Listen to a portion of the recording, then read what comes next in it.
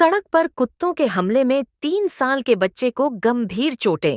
बोधन में सड़क पर आवारा कुत्तों का आतंक, जबकि बोधन नगर पालिका विभाग गहरी नींद में। పేరు సుధారాణి 24వ వార్డు కౌన్సిలర్ని.